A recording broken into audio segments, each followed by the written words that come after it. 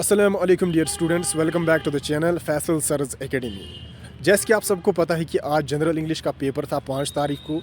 बहुत सारे स्टूडेंट्स के कुछ इश्यूज़ हो गए हैं। काफ़ी सारे स्टूडेंट्स ने मुझे कॉल की, व्हाट्सएप पे मैसेज की। तो उन्होंने कहा कि सर हम रेगुलर बैच 2019 के साथ ताल्लुक़ रखते हैं, तो हमें रेगुलर बैच 2019 का पेपर जो है सॉल्व करना था।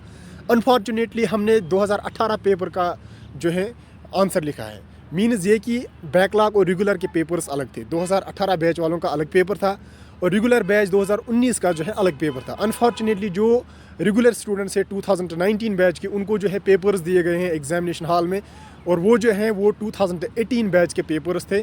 अब इस इशू का क्या मसला हो सकता है? तो काफ़ी सारे स्टूडेंट्स ने मैसेज की कि सर आप इस इशू पर हमें जो है जानकारी दीजिए कि इसके लिए हमें क्या करना है। सबसे पहले आपको मैं ये सजेस्ट करूँगा, घबराने की कोई ज़रूरत नहीं है आपको। ऐसी दुनिया में कोई चीज़ नहीं है जिसका इलाज ना हो। तो सबसे पहले ये जो है मिस्टेक है उस ऑफिसर की जो वहाँ पर आपको एग्जामिनेशन ड्यूटी था, जिन्होंने आपका ध्यान नहीं रखा। उनको इस बात का पैसा दिया जाता है कि जब आप एग्जामिनेशन हॉल में ड्यूटी दोगे, वहाँ पर आपको स्टूडेंट्स की आंसर बुक जो है चेक करना होता है। इवन कि वहाँ पर उनको सिग्नेचर भी करना होता है सुपरिटेंडेंट को। उनको ये चेक करना होता है कि स्टूडेंट ने सीरीज़, बैच और रोल नंबर सही से चेक किया है। बट आजकल तो ऐसा होता रहता है, हराम का पैसा खाते हैं, ऐसे ही ऐश करते हैं। ये उन्हीं की गलती है। स्टूडेंट्स अक्सर जो हैं डिप्रेशन में होते हैं, एग्ज़ाम के दौरान वो कुछ भी कर बैठते हैं। तो उनको संभालने के लिए वहाँ पर एग्जामिनेशन ड्यूटी के लिए रखे जाते हैं। तो पहले तो उनकी मिस्टेक है। तो उसके बाद मैं आपको कहूँगा कि अब क्या करना है। अब आपका जो है ये हो गया है, तो इसमें आपकी भी गलती नहीं है और आपको घबराने की ज़रूरत नहीं है। बाकी रेस्ट पेपर्स जो है आप वो आसानी से दे दीजिए।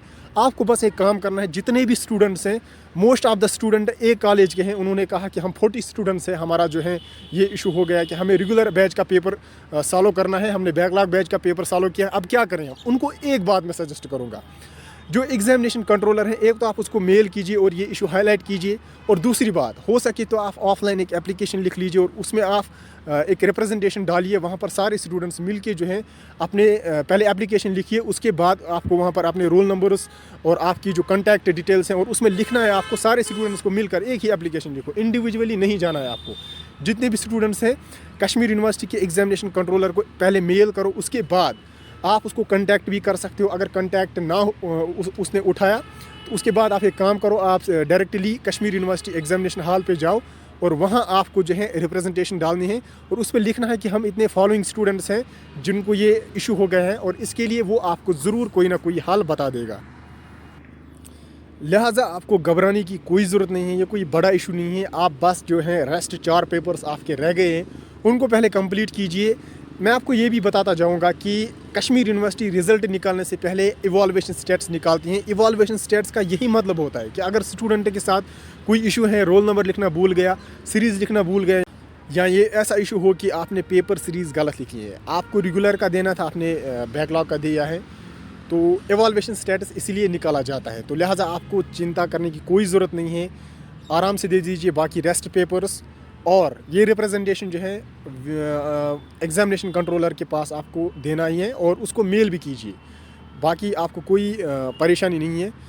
और भी कोई अगर आपको इशू होगा तो आप मुझे डायरेक्टली व्हाट्सएप पे मैसेज कर सकते हो, मैं आपकी बात यहाँ से वहाँ तक पहुँचा सकता हूँ। तो आप मुझे नीचे डिस्क्रिप्शन में और कमेंट सेक्शन में व्हाट्सएप ग्रुप की लिंक है, वो आप ज्वाइन करके रखिएगा। Thank you and thank you very much.